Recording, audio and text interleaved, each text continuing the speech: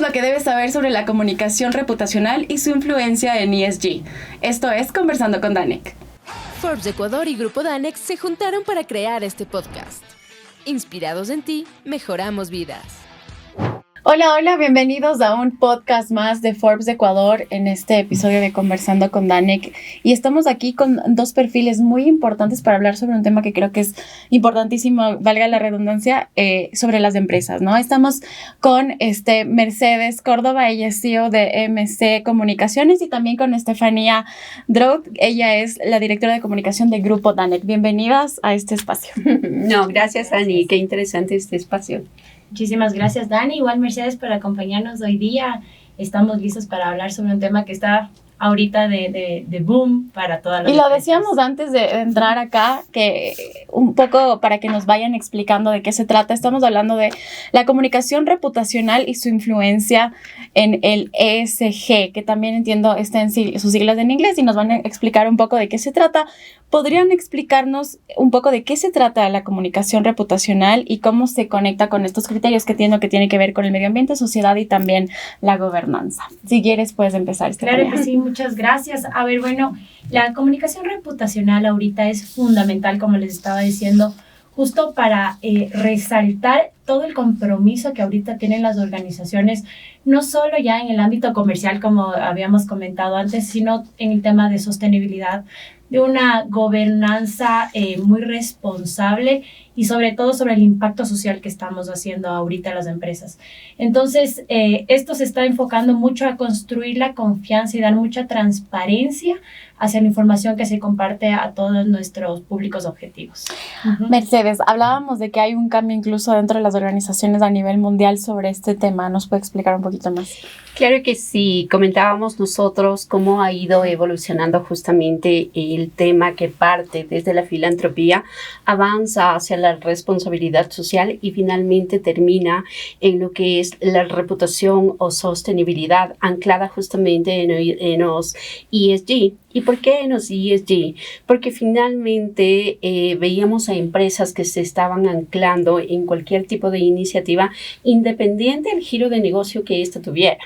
Ahora lo que se busca es justamente que las empresas se conviertan en esos actores sociales que generen desarrollo, pero desde todos los frentes. Es decir, que estas estrategias sean integrales y que formen parte justamente de la estrategia, no de un departamento, sino del negocio. Porque únicamente cuando existe esta convicción como compañía, se pueden generar cambios reales. Y ahí es cuando tú entiendes que este trabajo debe desarrollarse en la sociedad, en el ambiente y en la gobernanza. Pero la gobernanza anclada ¿en qué? En todo ese gobierno corporativo y cómo se dibujan esas políticas al interno de las empresas.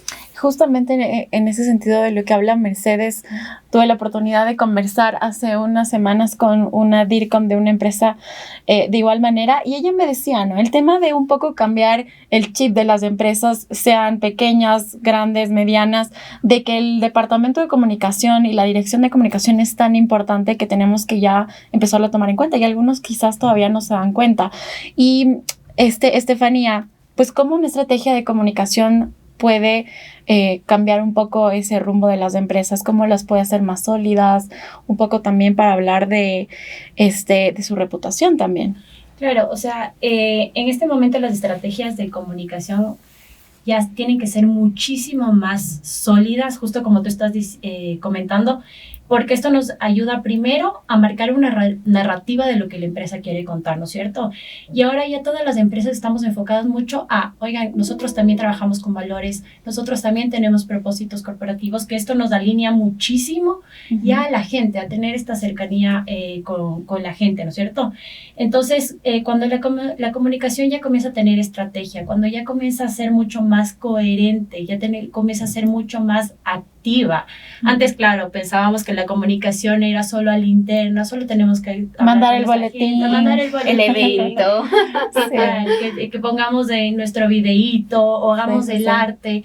Eso nos mantenía muy limitados, quizá. Muy limitados en las estrategias, que realmente ahora lo que buscamos es, oigan, conózcanos más, véannos más, porque hacemos mucho más por la gente a lo exterior que al interior, ¿no? O sea, ahora trabajamos muy muy fuerte, igual en un manejo reputacional, que protege igual a las empresas. Nosotros, les voy a comentar, nosotros ahora tenemos un comité de crisis empresarial.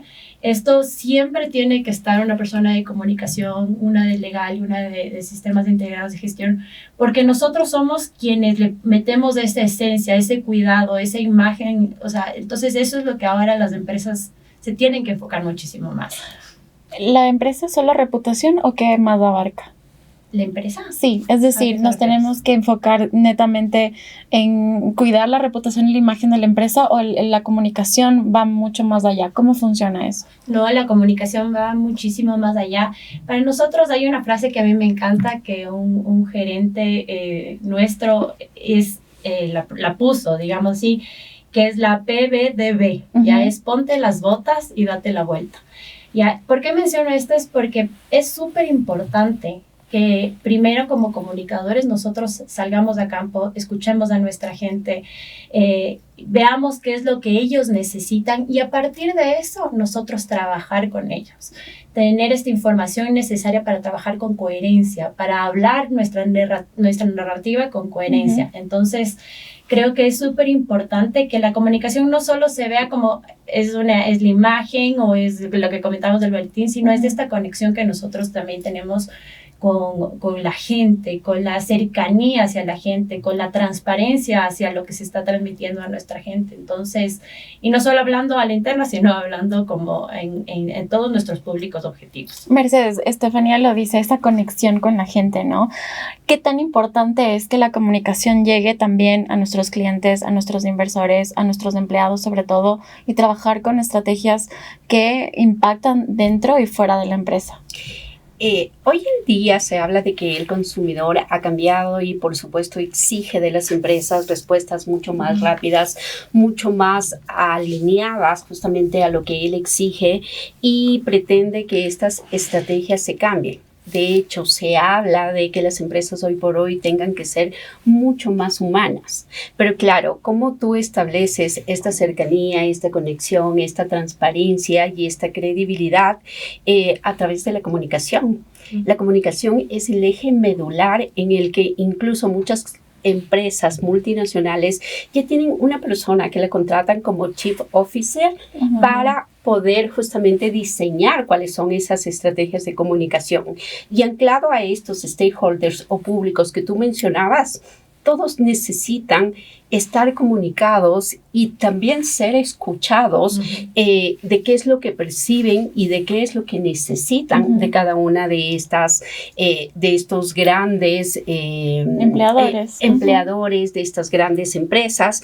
Pero, ¿cuál es la diferencia o cuál es ese camino que marca esa disrupción entre la comunicación tradicional y la comunicación actual? Es que no a todos puedes compartirles el mismo boletín, no a todos puedes compartirles la misma información, porque seguramente el analista no necesita saber lo que le estás compartiendo al medio de comunicación, ni siquiera los gremios quieren entender y saber qué es lo que tú estás haciendo con academia, sino que cada uno necesita entender qué es lo que estás haciendo tú específicamente como empresa para ese sector y cómo vas a beneficiar justamente a cada uno de estos públicos a través de tu giro de negocio. Entonces, ahí es cuando nosotros decimos, por más financiera que sea la empresa, termina necesitando a esa persona, a ese mensaje, a esa herramienta que dibuje todo lo positivo que está construyendo una compañía. Entonces, es aquí cuando puede darse esta sinergia o esta correlación de comunicación entre todos los stakeholders y la empresa que está manejando la comunicación, pero más aún con este pro-consumer, ¿no? Que quiere que le respondas en el momento, que quiere que le escuches en el momento, que necesita ser o identificarse como atendido. Muy dinámico el tema, sí. Por supuesto, para entender que tú eres importante para esa empresa. Entonces, ahí es cuando, como lo hemos hablado, el boletín de prensa quedó como una herramienta válida, sí, pero ya casi obsoleta para lo que hoy por hoy en la comunicación se necesita. Y va cambiando, ¿no? Los tiempos cambian y necesitamos otras herramientas. Y en ese sentido, Mercedes, ¿cuáles son los mayores desafíos en el tema de reputación, incluyendo estos 3 temas que son tan importantes, ¿no? Hablamos de gobernanza, el tema de ambiente y también la sociedad. Ajá. El principal desafío que yo considero es primero que las empresas tomen a la reputación como una de las estrategias claves para su gestión. Porque si es que no existe esta convicción al interno, tú seguirás pensando solo en el precio, en la calidad y en el servicio. Que dicho de paso, hoy por hoy, esos ya son los dados que toda compañía tiene que ofrecer. Se habla justamente de que hoy vivimos en una nueva revolución industrial, pero esta revolución industrial que ya no tienes que tan solo pensar en quién es el más creativo, quién es el más innovador, sino en aquella persona que piensa o espera justamente crear cambios a través de sus buenas prácticas internas. Y cuando hablamos de buenas prácticas está el tema de equidad, el tema de jóvenes, el tema justamente de se incluyen otros grupos, ¿no? O sea, hay que cadena de valor, por supuesto, cadena de valor, el tema, por ejemplo, de academia, de las nuevas generaciones. Entonces, cuando tú puedes llegar a ser ese actor que terminas convirtiéndote sí o sí en ese apoyo que las autoridades necesitan, empiezas a ver a un país mucho más próspero.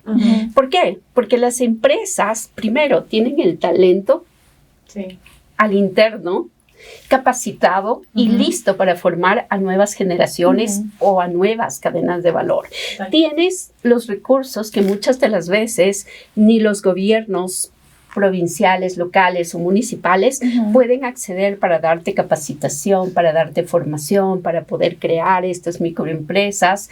Y además tienes esa voluntad que muchas de las veces un gobierno no puede atender todas esas necesidades que están sobre todo en campo. Sobre todo lejos de las grandes ciudades. Y ahí es cuando entonces tú empiezas a ver a empresas mucho más cercanas a la realidad local, mucho más activas en el sentido de poder generar valor. Hoy se habla de que la sostenibilidad imparte esa cadena de valor en la que no tan solo exiges, sino más bien escuchas qué es lo que necesita para que tú, a través de tus recursos como compañía, brindes y permitas esa posibilidad de crear nuevos negocios, de crear microempresas, de crear nuevos talentos, de crear nuevos líderes. Y así tú también como compañía terminas convirtiéndote en líder de la industria y en ese multiplicador de buenas prácticas que todas las compañías en su momento quieren llegar a ser. Es un conjunto de varias cosas, Estefanía. Exactamente como ejemplo claro de lo que está haciendo Danec en este momento, ¿cuáles son esos desafíos? Por ejemplo, estamos hablando de una industria que quizás hace varios años ya era pues difícil de incluir a muchos grupos quizá, ¿no? ¿Cómo estás manejando eso actualmente? Bueno, como ustedes saben, en Grupo Danec somos una empresa, somos 5 empresas que tenemos en diferentes ciudades del país, ¿no es cierto? Entonces tenemos en Esmeraldas, tenemos en Xuxufindi, tenemos en San Lorenzo, Roncatigrillo, 9 agencias a nivel nacional y cada uno con un lado cultural totalmente distinto, la manera de hablar distinta. Y esos han llegado a ser desafíos para que conozcan un poquito la historia de lo que en el Grupo Danec pasaba. Recién hace 3 años vieron la importancia de tener comunicación. Y ahí se abre un departamento de comunicación, una empresa que lleva 52 años. Wow. Entonces, claro, cuando yo empiezo o abrimos el departamento de comunicación, nos encontramos con este gran reto, que era que la gente intentaba comunicar de la misma manera a todos, a las personas que estaban tanto en campo como a las que estaban en las oficinas o a los comerciales, y no les estaban llegando los mensajes que los directivos querían hacerlos llegar. Entonces, creo que ese fue el reto, ¿no? Ir primero, como les digo, estando en campo, estando con la gente, escuchando, aprendiendo su forma de hablar, su forma de comunicarse. Ahí nos dimos cuenta que a la gente lo que le llega es cuando tú le hablas directamente, cuando le hablas con muchísima transparencia, cuando le hablas de manera, o sea, que ellos sepan que pueden confiar en ti como parte de su equipo. Entonces, creo que el reto estuvo primero en eso, en empezar a creer en la comunicación, en empezar a creer en la importancia de comunicar, en la importancia de que la gente pueda confiar en ti. Y de ahí el otro reto que también tenemos, nosotros somos una empresa que obviamente maneja monocultivos, estamos metidos en el negocio de la palma, y realmente eso ha sido un reto altísimo, porque a la externa, claro, nos veían como ustedes contaminan, ustedes... Claro, el tema de sostenibilidad está influyendo un montón ahora, ¿no? Era muy alto, pero realmente la gente no conocía. Primero que somos una de las pocas empresas que tiene certificaciones como la RCPO, que nosotros manejamos la palma de manera responsable, que nosotros tenemos todas estas actividades de responsabilidad social con las comunidades, que tenemos esta excelente relación con los Yamanucas y los Secoyas, que claro, muchas veces, yo me encontraba con publicaciones de revistas internacionales donde decían que estábamos nosotros dañando el medio ambiente, y claro, nosotros también fuimos esta fuente de la verdad. Que eso creo que era lo más importante, ser el canal directo de la información verídica y no solo de suposiciones. Entonces teníamos estos grandes retos que ya poco a poco estamos saliendo de esto. Sé que van a venir muchísimos más, pero es mucho más fácil cuando hay personas que trabajan para manejar justo esta información correcta, adecuada y verídica. Hablamos de transparencia y de confidencialidad, lo dice Steffi, pero ¿cómo hacemos, no? Estamos viendo un ejemplo claro de que hay estrategias que nos van a mostrar que se trabajan con comunidades, que el trabajo se está haciendo de diferente manera, que no se contamina, pero son sucesos reales y hechos que pasan, ¿no? Ahora, ¿cómo hacemos con otras empresas, por ejemplo, en ese sentido, Mercedes, para trabajar en la transparencia y en la confidencialidad de todo lo que hacemos dentro de la empresa? Claro, ahí entramos siempre en la disyuntiva hasta dónde puedo comunicar. Correcto. Porque finalmente puede haber información que puede ser tomada por la competencia o tomada justamente por públicos que pueden utilizarlo de otra forma y a su interés. Y aquí lo que nosotros siempre señalamos es ¿qué tanto incluye tu programa? Porque aquí creo que también tenemos que estar claros en cómo se generan estas iniciativas. ¿Son greenwashing? ¿Quieres quedar bien por un momento?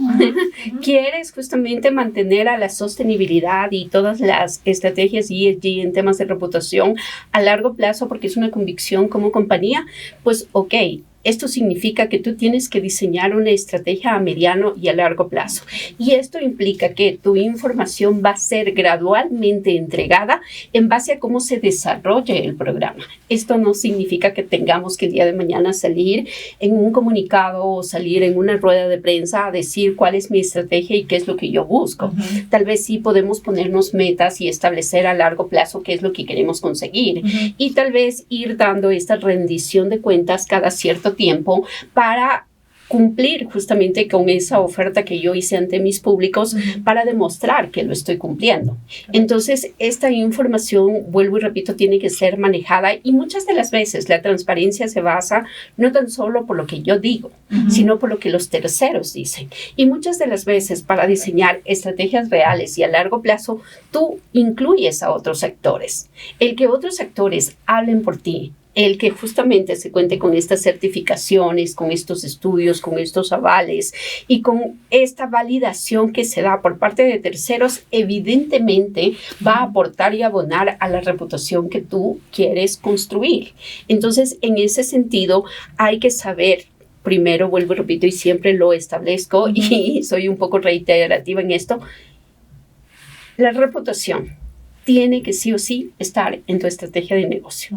Porque si no está como estrategia de negocio, significa que van a ser disparos al aire, porque van a sonar en su momento, pero finalmente van a terminar desvaneciéndose en el tiempo y en el camino. Y ahí podemos hablar un poco de la crisis de reputación, pero antes de eso quisiera hacer una paradita en el espacio publicitario de nuestra revista y no se olviden de seguirnos en todas nuestras redes sociales como Forbes de Ecuador. También pueden visitar y conocer todas nuestras historias de éxito en nuestra página web en www.forbes.com.es. Así que ya saben, si quieren conocer más sobre lo que hacen los ecuatorianos aquí en el país y en el extranjero, sigan todas nuestras redes y lean estas hermosas historias. Así que seguimos, Steffi, hablando un poco de la crisis de reputación, ¿no? Sí. ¿Qué es lo que está haciendo la NIC? Lo decía Mercedes, hay que establecer dentro de nuestro plan de comunicación. Correcto. Esta parte importante. Sí, lo que dijo Mercedes, estoy totalmente alineada. Como punto número 1 dentro de tu plan debe estar tu estrategia de comunicación en crisis. Para nosotros es súper importante precautelar las situaciones que nos puedan llegar a pasar. Número 2, tenemos lo que les había comentado antes, este comité de crisis que es súper fundamental, siempre con también aliados externos. En muchas ocasiones también pasa que la visión que tú tienes a la interna no es la completa y sí necesitas también esta gente que te pueda apoyar detrás. De ahí nosotros, creo que me parece fundamental cómo nosotros hemos manejado los pasos tras una crisis. Número 1, siempre al actuar rápidamente, nosotros procuramos, si tenemos una crisis, actuar de manera inmediata, asumiendo siempre siendo el caso, que es asumiendo la responsabilidad, justo porque esto me parece que es una clave para que puedas actuar de una manera correcta.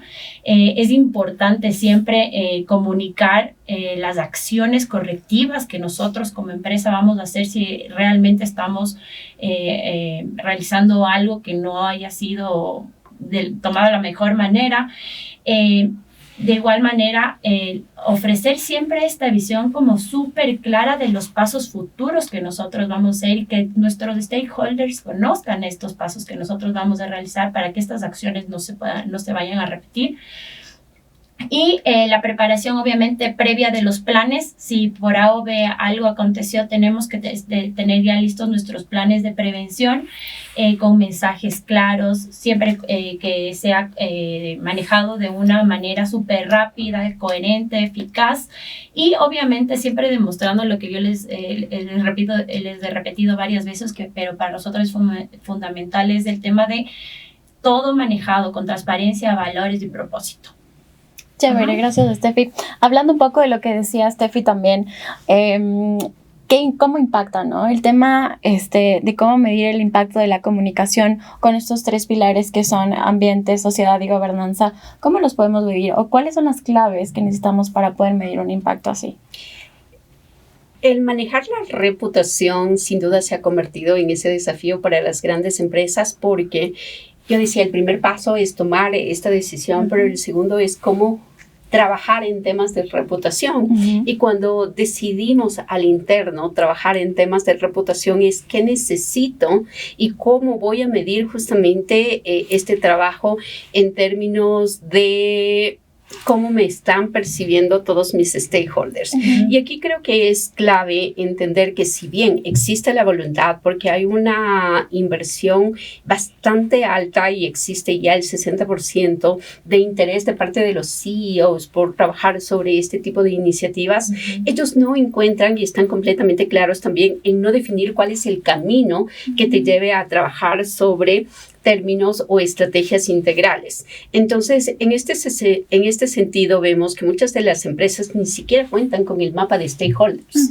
Y este mapa de stakeholders, sin duda, se convierte en la primera herramienta para poder medir cuáles son los prioritarios, cuáles son los secundarios, con quiénes queremos tener esta relación directa, cómo vamos a involucrarlos dentro de nuestra estrategia de negocio y cómo vamos a medir. Este mapa de stakeholders finalmente termina siendo en el paso número 1. El otro es el mapa de riesgos reputacionales. No tan solo cuenta la voluntad, sino también el saber mapear cuáles son esos escenarios posibles que podrían hacer que mi reputación, poca o mucha, termine cayéndose en un día. Algo que generalmente también me encanta señalar y repetir es como que la reputación tú no la compras ni la vendes, pero sí la pierdes. Y la puedes perder en un segundo. El no contar con esos escenarios, el no tener los protocolos y el no tener estas métricas o metodologías para evaluar qué te está funcionando, qué no te está funcionando, qué es lo que requiere tu stakeholder, definitivamente hace que tu trabajo quede en el aire y que no se sienta, y finalmente tampoco abone a la empresa para que el día de mañana, cuando existan rankings o cuando exista esa encuesta social, tu empresa ni siquiera esté presente. Entonces, creo que no tan solo termina siendo la voluntad, la necesidad de construir una reputación, sino también entender cómo hacerlo al interno para poder manejar los términos precisos y herramientas precisas para que se retribuya en tu negocio. Y en ese sentido, Mercedes, un poco para ir cerrando esta entrevista, ¿cuáles serían estas tendencias que quizás ya están empezando a implementarse para hacer una comunicación efectiva, asertiva? ¿Qué estamos viendo actualmente en el panorama comunicacional? En cuanto a tendencias, lo que yo podría decir que necesitamos poder ya traerlas de manera urgente aquí al país es la escucha social. Termina siendo bastante cierto que grandes empresas se rehúsan a escuchar lo que dicen sus audiencias. Es una locura. Yo digo, no sé cómo lo logran, o sea, cómo continúan avanzando. Por supuesto, y una de los elementos o mandatorios necesarios para poder definir o generar ajustes o por último cambiar la estrategia es saber qué es lo que piensan tus consumidores. Antes podíamos nosotros como empresa lanzar un shampoo y decir que ese shampoo era para la resequedad, para la caspa y para el brillo. Y tú tenías que convencerte que ese shampoo era para eso. Pero cuando lo probabas resulta que no era tan cierto lo que la empresa te vendía. Hoy tenemos a usuarios que apenas lo usan y si no dieron el resultado te están escribiendo y diciendo, no señores, o sea, el producto no es lo que ustedes me están vendiendo, pero peor aún, su producto, el empaque está contaminando. ¿Y qué haces en ese sentido? ¿Qué se hace? A ver, nosotros ahí lanzamos justamente análisis de escucha social para saber si este es un comentario fortuito, si es que es una sola persona la que está opinando o si es que en realidad esto está generando ya alertas dentro de lo que es la estrategia algo del tengo negocio. que hacer, claro. Y claro, yo ya no puedo dar por sentado que el pro-consumer tiene que aceptar mi mensaje. Sino que tengo que entender que la estrategia ya no depende de la comunicación, sino depende del producto. Y por supuesto al interno tiene que haber los cambios necesarios para que éste tenga el éxito que se necesita. Entonces, una de las tendencias es que finalmente se termine aplicando lo que es la escucha social.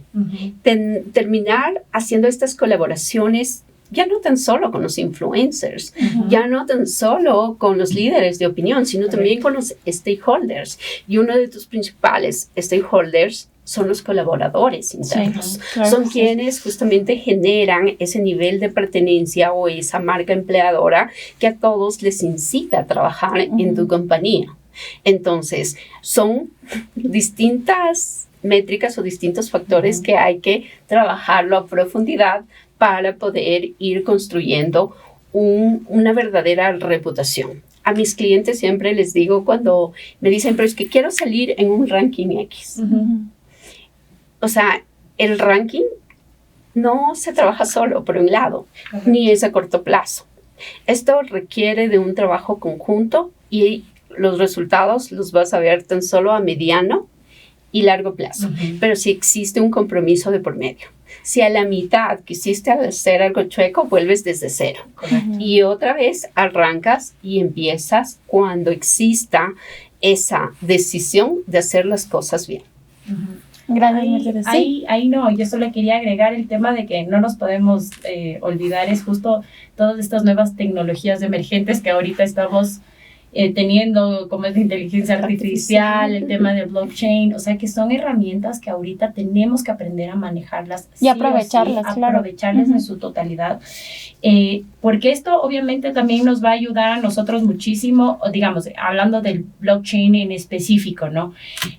Para mejorar nuestra transparencia, para mejorar nuestra trazabilidad, es importantísimo para todos justos esos esfuerzos que nosotros estamos ahorita en ESG, o sea, necesitamos utilizarla. Y además, justo lo que dice Mercedes me parece súper importante, es justo las demandas que los consumidores ahorita están teniendo sobre los productos, sobre la información verificada.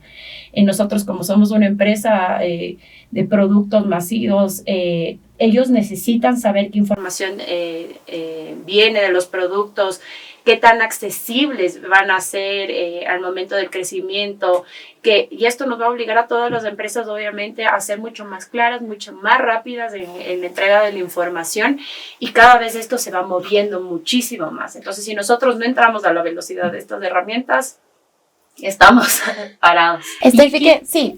¿Qué otros consejos ustedes tal vez nos podrían dar un poco para finalizar la entrevista que tendrían que usar las empresas para obviamente mejorar su comunicación y su reputación? ¿Cuáles son esos consejos que darían?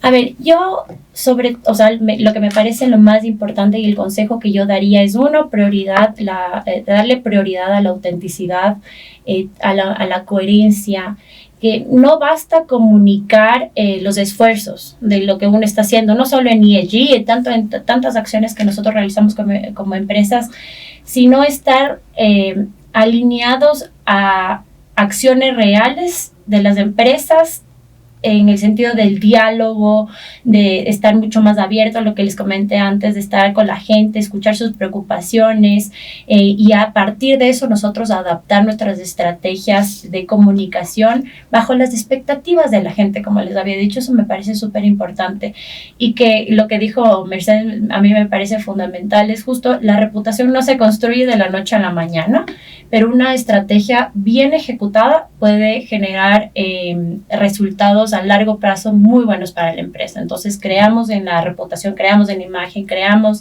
en impulsar una comunicación adecuada y asertiva. Gracias, Steffi. La reputación es la inversión mejor viable que puede hacer una compañía para poder obtener los resultados que éste busca.